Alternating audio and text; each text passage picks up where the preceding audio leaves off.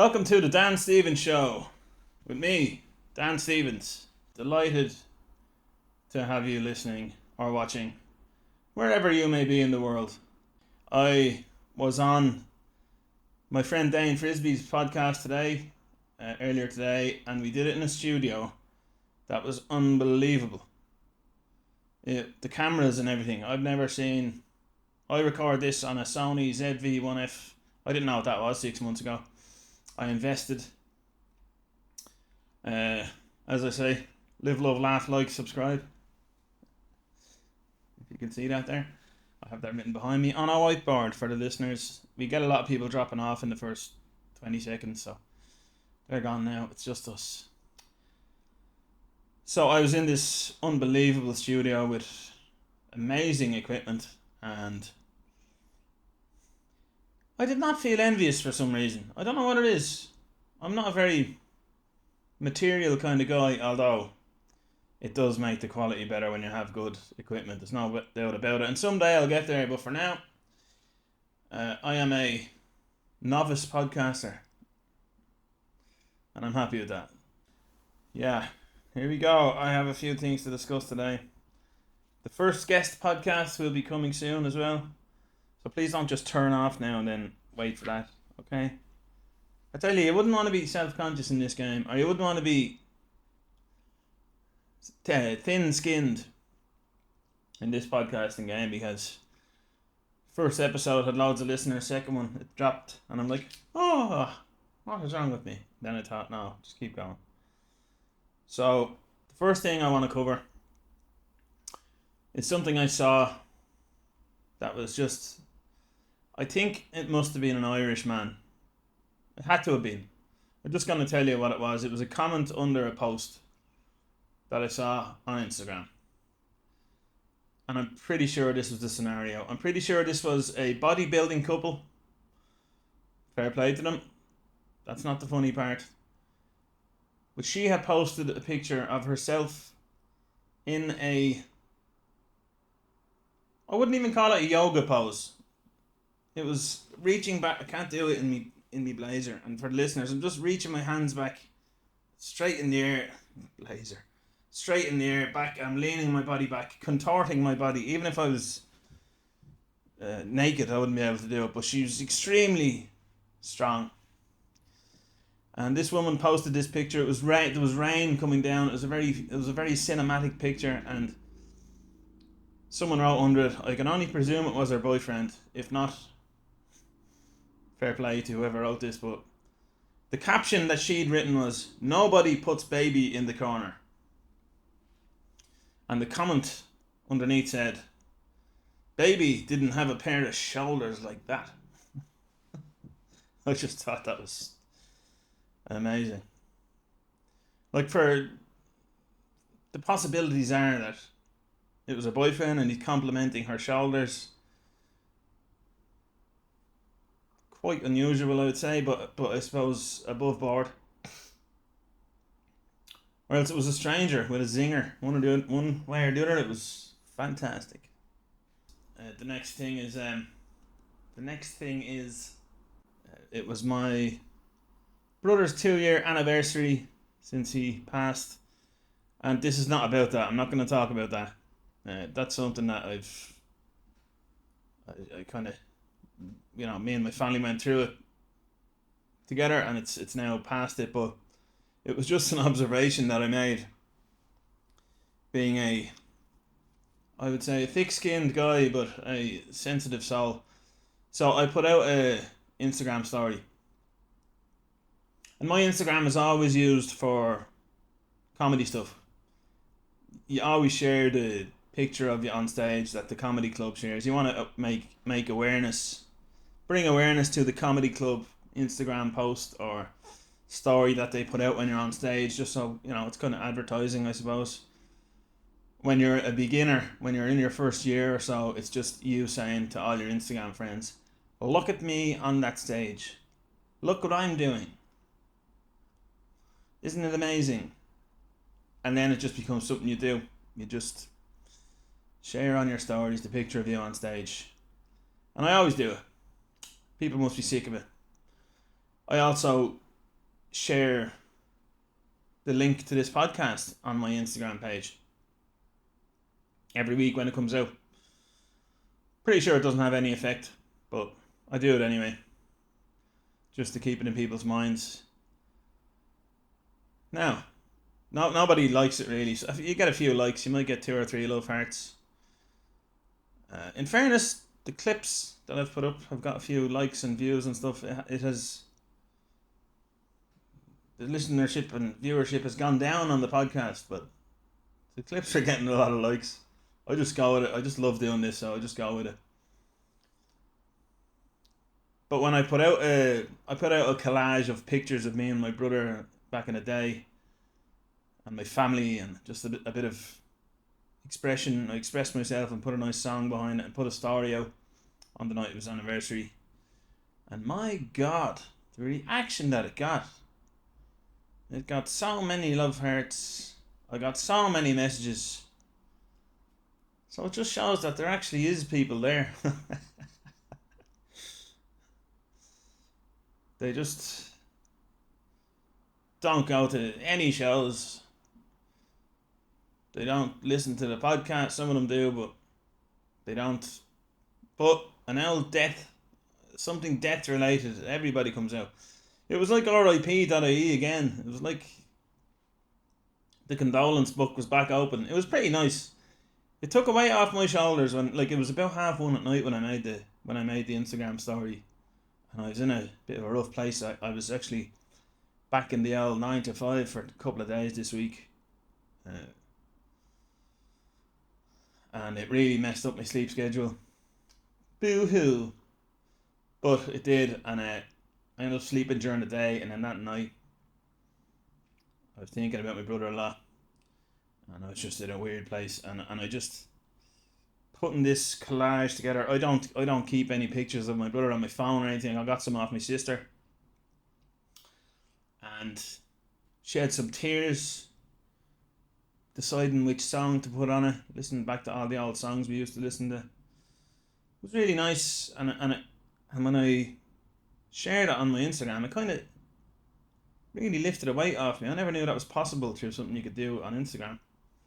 Maybe that's a symptom of something that's more seriously lacking in me, or maybe I need therapy, but yeah, the reaction was unbelievable. If I ever have my own show, well, I will, my own stand-up comedy show. If a quarter of the people that liked that story came out to it, I'd be happy. So it was nice, but very thought-provoking. Just, it was nice to know that the people are actually still there.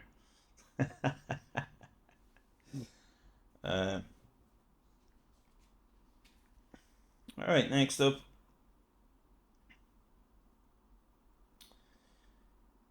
Yeah, I got a nice compliment after a stand-up show the other night. Sometimes you stand outside the room. Just you might be talking to another comedian or something, and usually people come up and they're like, "Oh, very good, very good." Sometimes people might even ask for your Instagram, and I thought I did okay in the show, in the stand up performance, and a woman came up to me and she was like, "Nice T-shirt." I was like, "Oh, thanks. That's exactly what you want to hear, isn't it?" And then another fella came up to the guy I was talking to and asked for his Instagram. You're kind of just standing there going, "Yeah."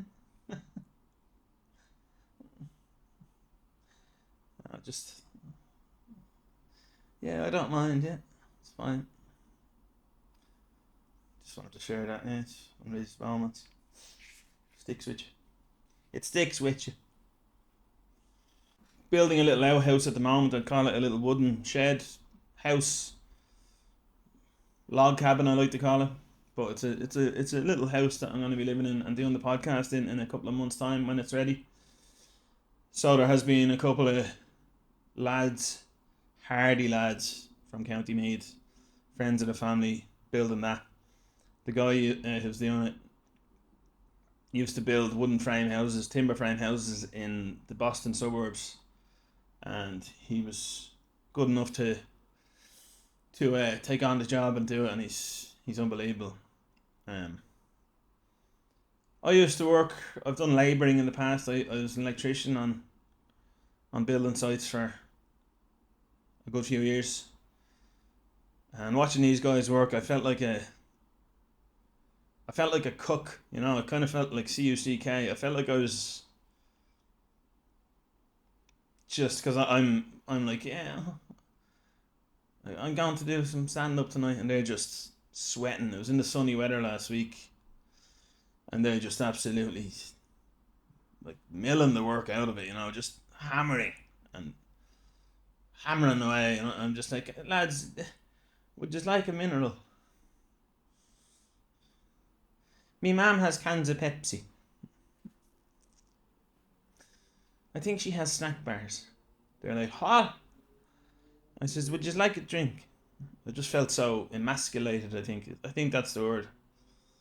I was just like, because I like doing manual labour, you know, I do like doing it, but you don't get a chance really. You can't just go around doing manual labour, you know. You have to be on a building site. So I have a couple of kettlebells. I started lifting them around then for a while, just to make myself feel a bit better. But yeah, it was these guys from Dunderry in County Meath, where my grandmother was from. Just beasts, beasts. All right. So also big comedy event on, big stand-up comedy event on. The last few days. I'm actually recording this on a Saturday, which is rare. Big comedy event on, the Paddy Power Comedy Festival. A lot of comedians on it. Not me though. I actually went into my friend Dara Burke was good enough to give me a artist pass. He's performing there. I went in on Thursday night. I wasn't aware I was going to have access to a free bar, but I did. I got to see all the artists, all the comedians having a great old time. And even though I have been doing quite well on the stand-up comedy scene, I just didn't make the cut. It's quite fascinating how um, get like a lot of great comedians. A lot of my friends are doing the festival. All delighted to have their name on the poster. They're able to point at it and take pictures and stuff, and it's just nice to have a bit of recognition. I think, you know, to see your name on the poster of a massive gambling company. Everybody forgets, don't they? It doesn't matter. Like, ethics go out the window. It's Paddy Power. It's so many people are addicted to gambling. People losing their houses. But sure, look, we'll run the comedy festival, and sure, you'll be grand. I mean, there's a lot of comedians. I would have done it. I absolutely would have done it. I actually am a occasional customer, an occasional customer of Paddy Power myself. So I am. I got quite. I got hooked on gambling a little bit when I was in hospital, 2018, sitting in the hospital bed. Uh, I'd been working, so I had a bit of money, and I had nothing else to do. Back a few horses. So I had to eventually put a limit of like €20 a week on it, which is bad enough in itself, but and I don't always use it, but I broke the habit, thankfully. My friend Dara Burke actually gave me a pass. I got into the artists area, and Thursday night I was driving. Of course, I'd done a gig, and I went to the artists area. A lot of big names in there, and there was a free bar. So, well, it was probably paid for by all the gambling addicts, but this is not sourness because I didn't get on it right. Just to say that. So I had a couple of cans of Coke, real Coke. I was driving. I was invited back on Friday night at my mate Dara Burke, great comedian by the way. He's performing there. He offered me a free pass again, free bar, and I'm like, you know what? Can't do it at the moment. It's my brother's anniversary time. I'll get too sad if I drink. And also, I got stuff to do. I got to record podcasts for my podcast army. Army of listeners, little small army. But I will. I'll be going to Edinburgh for the month of August, basically, and I will be recording episodes from Edinburgh. So we have that to look forward to. I don't even know if I have to. I'll do it in the back of my car. Okay. That's the level of, what would you call it, dedication I have for my wonderful listeners. So now it's time for the mull it over section of the podcast, and I have gone to Grok and asked Grok to ask me a philosophical question. So here it is. What makes an action truly good if everybody has different ideas about what goodness is? If everybody has different ideas of what goodness means. Oh, tough question. What makes an action truly good if everybody has a different idea about what goodness means? Ooh, that's getting the cogs turning. That's getting the cogs. Think about that, people. What do you think? Write something out and leave it on the Spotify comments or the YouTube comments or on the Instagram. Or direct message me on Instagram about what you think it is. It's nice to let the brain do a bit of work every now and then, you know. So what makes an action truly good? Okay, it's time to answer. I think what makes an action truly good is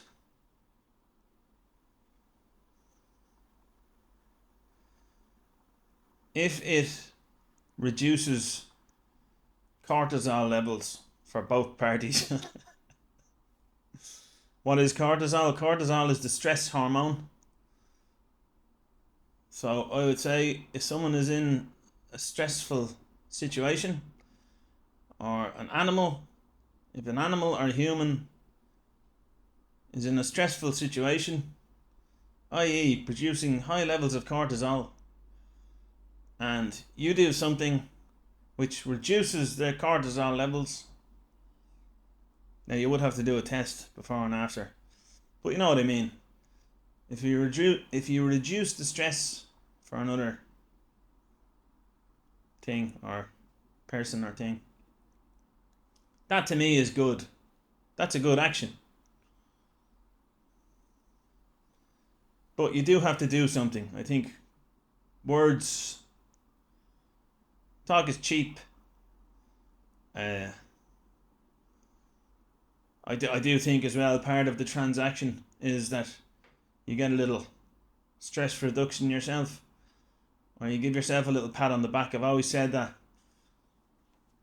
a lot of times that people do good things or say good things, it's mostly to make themselves look good or virtue signal, or show that they're showing that they're good but not actually doing anything. So it's just projection, really. You can say what you want, but I think it's an action that reduces stress levels for another individual or animal. Would that be fair enough? That's what makes it truly good. Could be a wink, a smile. You could be donating something, I don't know. Obviously, the gauge for a lot of people in the comedy industry anyway, and maybe in other industries as well. I don't actually see it much in other industries. But artists, I think your stance on what's happening in the Middle East is the gauge of good or bad. But I believe this said action.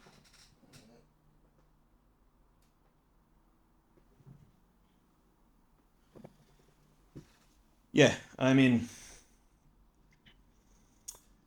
you can march around and do. I mean, yeah, donate. I suppose donations, all that sort of stuff is great. It's good stuff, but you don't really know where it's going. And yeah, personally, it's just reducing a bit of stress for someone. That's what it is for me, anyway. That's what it means to me. How else am I supposed to know what it means to other people?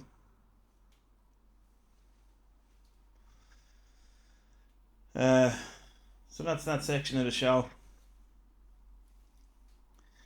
Bit of philosophicality. Is that a word?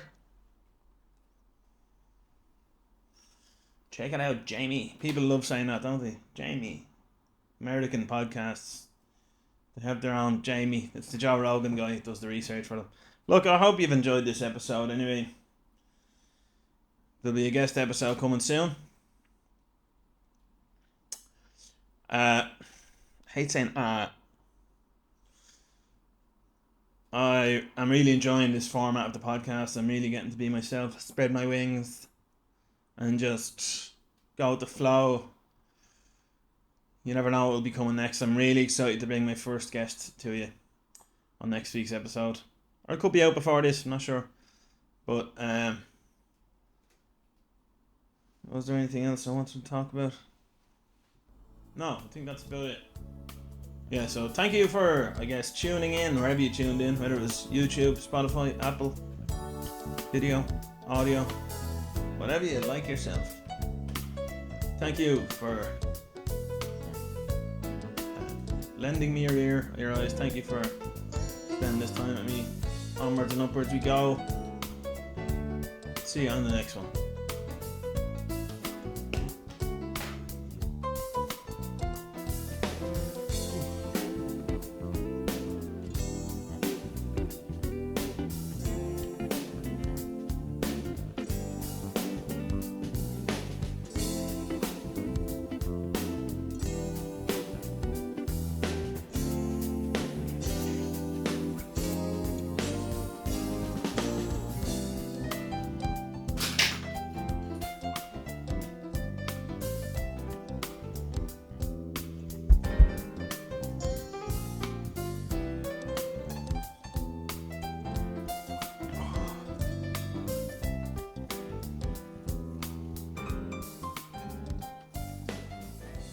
Hopefully that was okay.